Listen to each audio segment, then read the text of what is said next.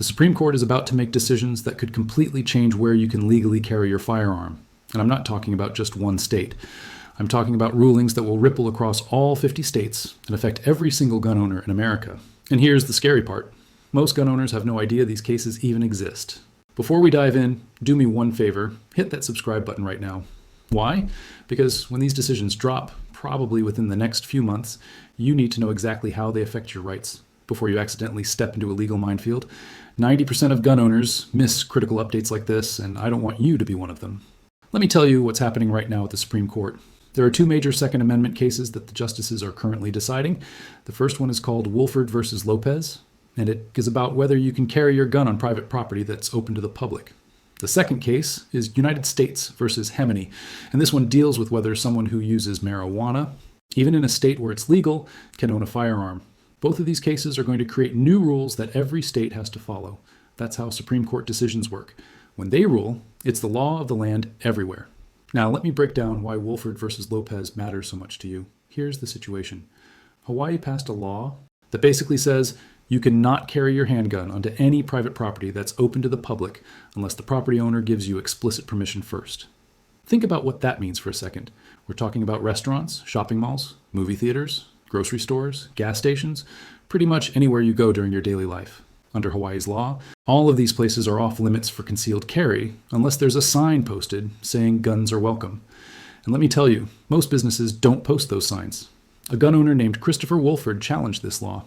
He has a valid concealed carry permit. He follows all the rules, but Hawaii's law means he basically can't carry anywhere except maybe walking down the sidewalk. The Ninth Circuit Court of Appeals said Hawaii's law was perfectly fine and did not violate the Second Amendment. So Wolford took it all the way to the Supreme Court. And here's the big deal. The Supreme Court agreed to hear his case. That means at least 4 justices think this issue is important enough to decide. Oral arguments already happened back in January of this year, 2026, and we're waiting for the decision. Here's why this matters to you, even if you don't live in Hawaii. Right now, at least 6 other states have laws that are similar to Hawaii's law. These states include New York, New Jersey, California, Maryland, and a few others. They all have various restrictions on carrying firearms on private property. If the Supreme Court rules in favor of Hawaii, it gives a green light to every state in the country to pass similar laws. Your state could be next. Suddenly, your concealed carry permit becomes almost worthless because you can't actually carry anywhere that matters. But here's the flip side. If the Supreme Court rules against Hawaii and says this law violates the Second Amendment, then all those other state laws are probably going to fall too. That means millions of gun owners in restrictive states would suddenly have more freedom to carry in the places they actually go to every single day. We're talking about a massive shift in gun rights across the entire country, one way or the other. And it all comes down to how 9 justices interpret the Second Amendment. Now, let me explain the legal test the Supreme Court is using. Back in 2022, the Supreme Court decided a landmark case called New York State Rifle and Pistol Association versus Bruen. That case created a new framework for how courts have to analyze Second Amendment challenges. It's called the Text, History, and Tradition Test. Here's how it works. First, courts ask whether the plain text of the Second Amendment covers the conduct in question. If it does, then the government has to prove that the law restricts gun rights in a way that aligns with America's historical tradition of firearm regulation. Basically, they have to show that similar laws existed back when the Second Amendment was written, or shortly after. This is where it gets interesting. Hawaii argues that there's a long history of property owners controlling whether guns are allowed on their land. They point to historical laws about carrying guns in sensitive places like government buildings and schools. They say private businesses open to the public are basically the modern equivalent of those sensitive places. But Wolford and the gun rights groups supporting him say that's nonsense. They argue that the Founding Fathers never created a rule saying you lose your right to self-defense the moment you walk into a store or restaurant. They point out that for most of American history, people routinely carried firearms in public spaces, including private businesses, and nobody thought that was a problem. The Supreme Court heard oral arguments on January 20th, 2026. During those arguments, the justices asked tough questions to both sides. Some justices seemed concerned about property rights. If you own a business, don't you have the right to say no guns allowed? Other justices seemed worried about making the Second Amendment meaningless. What's the point of having the right to bear arms if you can't actually bear them anywhere you need them for self-defense? These are not easy questions, and that's exactly why this case matters so much. If you're finding this helpful, imagine what you'll learn in my next video where I break down the exact words to say if a police officer asks whether you're carrying. Subscribe so you don't miss it, because knowing your rights is one thing, But knowing how to exercise them without getting into trouble is something completely different. Now let's talk about the second case, United States versus Hemani. This one is about drugs and guns. Federal law says that if you're an unlawful user of or addicted to any controlled substance, you cannot possess a firearm. The key word there is unlawful. Here's where it gets complicated. Marijuana is still illegal under federal law. It's classified as a Schedule I controlled substance, same category as heroin. But as you probably know, a whole bunch of states have legalized marijuana, either for medical use, recreational use, or both. So you've got this conflict between state law and federal law. Patrick Hemani is the guy at the center of this case. He legally used marijuana under Massachusetts state law. Massachusetts allows both medical and recreational marijuana, but federal agents charged him with illegally possessing a firearm because of his marijuana use. Hemani argued that the federal law violates his Second Amendment rights. He said he wasn't doing anything illegal under state law, he wasn't a criminal, and he should be able to own a gun for self-defense just like any other law-abiding citizen. The lower courts ruled against him. They said federal law is federal law, and it doesn't matter what state law says. If you use marijuana, you can't have guns, period. But here's the thing, the Supreme Court agreed to hear his appeal. That means they think there's a real question here worth answering. And depending on how they rule, it could affect millions of Americans. Think about how many people use marijuana in states where it's legal. We're talking about millions of people. Some use it for medical reasons like chronic pain or PTSD. Others use it recreationally just like people drink alcohol. Under current federal law, every single one of those people is prohibited from owning a firearm. They can't buy a gun. They can't possess a gun. If they lie on the background check form and say they don't use marijuana, that's a felony. If they tell the truth and say they do use marijuana, the gun dealer has to deny the sale. It's a catch-22. Now, quick legal note, this is educational information, not legal advice. Always consult an attorney for your specific situation. But let me tell you why this case is so important from a legal perspective. Remember that text, history, and tradition test I mentioned earlier? The government has to show that there's a historical tradition of disarming people for using certain substances. But here's the problem for the government. Marijuana wasn't illegal when the Second Amendment was written. In fact, marijuana wasn't criminalized in the United States until the 20th century. So how can the government point to a historical tradition of something that didn't even exist back then? The government's argument is basically this. They say, okay, maybe there weren't specific laws about marijuana, but there were laws about other dangerous behaviors. They point to historical laws that disarm people who were deemed dangerous to themselves or others. They argue that someone who's addicted to drugs falls into that category. But Hemani's lawyers fire back and say, hold on, the law doesn't just apply to people who are addicted. It applies to anyone who's an unlawful user, and that includes people who use marijuana occasionally and responsibly under state law. There's no evidence those people are dangerous. Here's what makes this case even more interesting.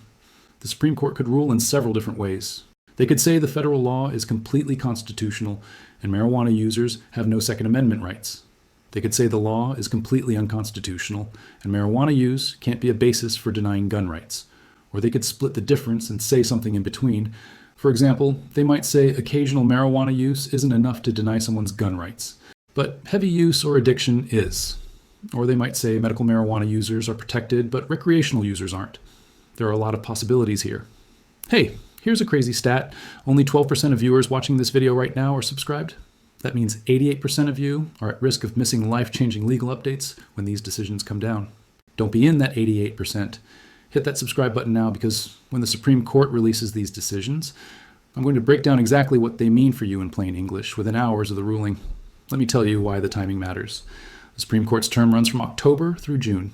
They typically release their biggest, most controversial decisions in June, right before the term ends. We're in February of 2026 right now. That means we're probably going to get these decisions sometime in the next 4 months, maybe sooner. When those decisions drop, everything could change overnight. Laws that are currently on the books might become unconstitutional. Rights that you don't have right now might suddenly be protected. Or the opposite could happen.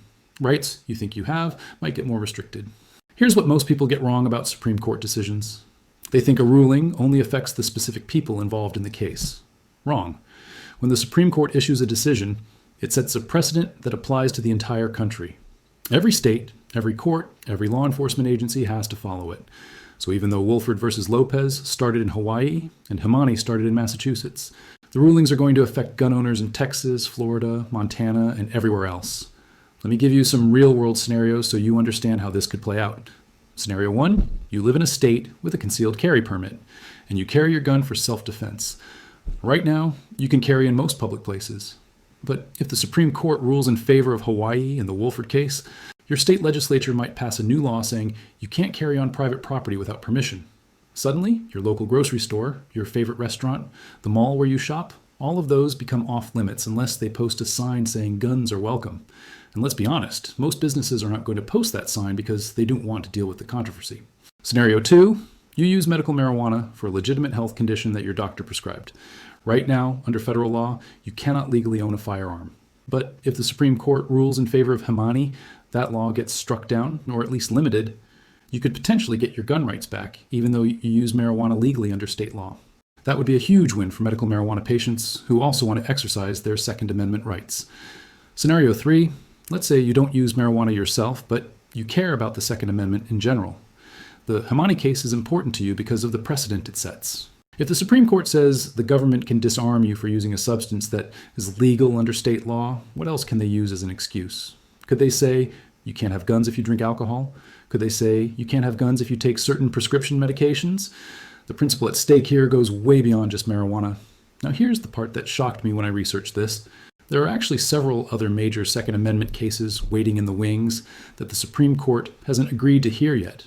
These cases involve things like assault weapon bans, magazine capacity limits, age restrictions on gun purchases, and restrictions on carrying in so-called sensitive places like public transportation.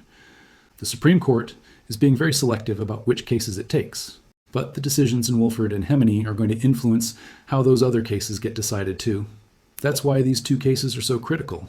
They're not just about private property and marijuana. They're about setting the framework for Second Amendment law for the next decade or more. Let me break down what each side is really fighting for here. The gun rights side wants the Supreme Court to take a strong stance protecting the Second Amendment. They want a ruling that says, if you're a law-abiding citizen, you have the right to carry a firearm for self-defense in the places where you actually live your life.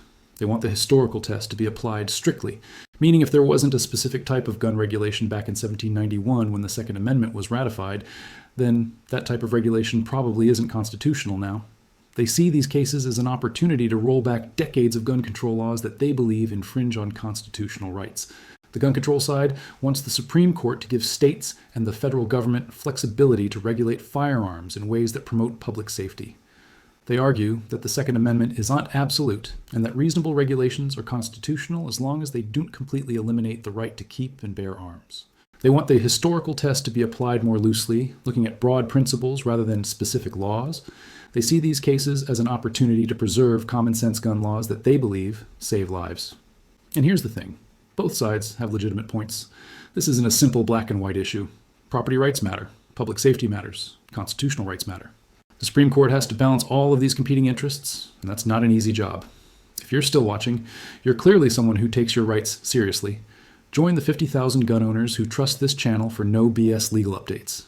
Hit subscribe and become part of the community, because when these rulings come down, we're going to have a lot to talk about. So what should you do right now while we're waiting for these decisions? First, stay informed. Don't rely on headlines or social media posts to tell you what's happening. Get your information from reliable sources that actually read the court opinions and understand the legal issues. That's what this channel is for. Second, know your current state laws. If you carry a firearm, you need to understand where you can and cannot carry right now under existing law. Don't wait for a Supreme Court decision to educate yourself. Third, get involved. If these issues matter to you, support organizations that fight for Second Amendment rights. Contact your elected representatives. Make your voice heard. Supreme Court decisions are important, but so is the legislative process. Let me also tell you what not to do.